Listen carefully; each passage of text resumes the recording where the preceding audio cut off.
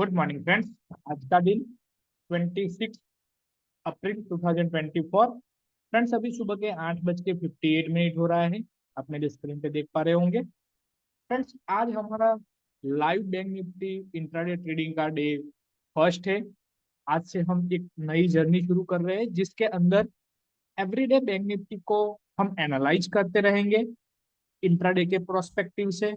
और हमें उस दिन का इंट्राडे ट्रेड हमें कौन से लेवल से मिल सकता है जो हिस्टोरिकल एनालिसिस करके हमने निकाले होंगे, और उस लेवलों का इस्तेमाल करके हम अपने ट्रेड को एग्जीक्यूट करेंगे।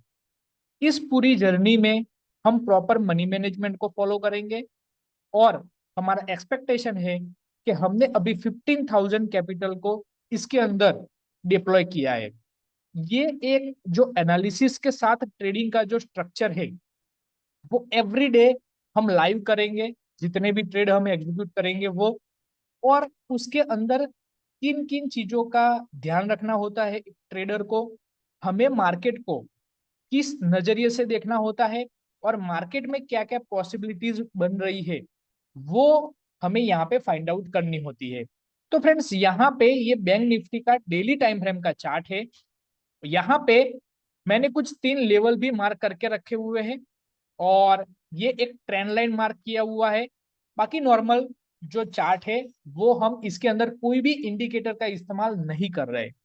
फ्रेंड्स चार्ट को यानी कि प्राइस को जितना सिंपल तरीके से आप देखने की कोशिश करोगे या समझने की कोशिश करोगे उतना वो ज्यादा क्लियरिटी आपको दिखाएगा। तो चलिए फ्रेंड्स स्टार्ट करते हैं आज का एनालिसिस। तो फ्रेंड्स यहाँ पे सबसे पहले मैं ये सारा मार्किंग हटा देता हूँ और अब शुरू करते हैं। तो फ्रेंड्स हमें देखने को मिल रहा है कि बैंक निफ्टी का जो स्ट्रक्चर है वो एक ये लो बनने के बाद प्राइस में हायर हाई और हायर लोज का फॉर्मेशन यहाँ पे बनता हुआ हमें नजर आ रहा है।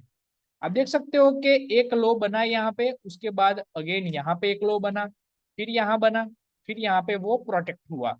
यानी कि एक ट्रेंड लाइन को फॉलो करते हुए प्राइस अभी आगे बढ़ रही है। तो मेरा मानना ये है कि प्राइस को हमें ट्रेंड के डायरेक्शन में ट्रेड जितने भी हम करेंगे उसमें हम प्रॉफिटेबल ज्यादा रह सकते हैं।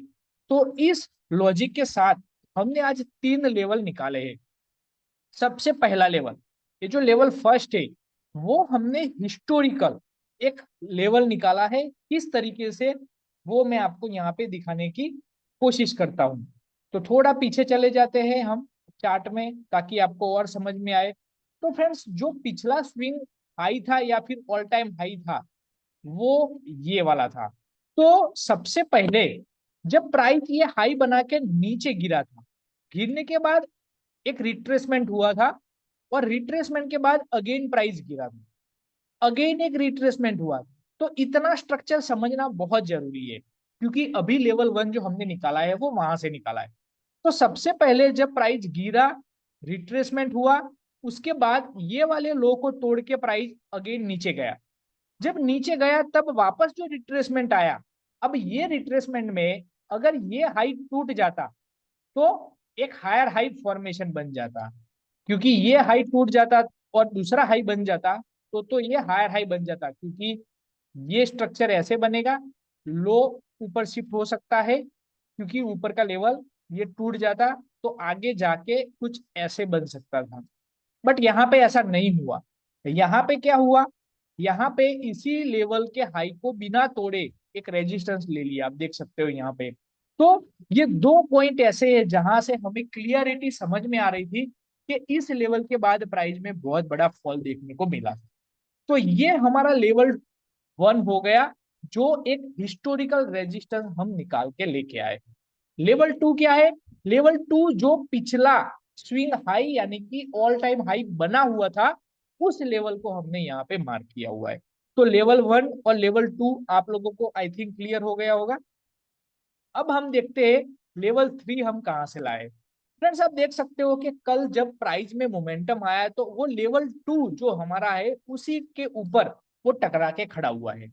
और लेवल 3 जो ऑल टाइम हाई ऑलरेडी बना हुआ है, यानी कि यहां से लेके एक जो स्विंग बना हुआ है, ठीक है, तो वो जो स्विंग हाई है वो आज के दिन के लिए हमारा लेवल 3 है। यानी कि मेरा मानना ऐसा है कि लेवल 2 से अगर मैं ट्रेड करूंगा तब भी मेरा टारगेट लेवल 3 रहेगा, और अगर लेवल 1 से मैं ट्रेड करूंगा तब भी मेरा टारगेट लेवल 3 ही रहने वाला है।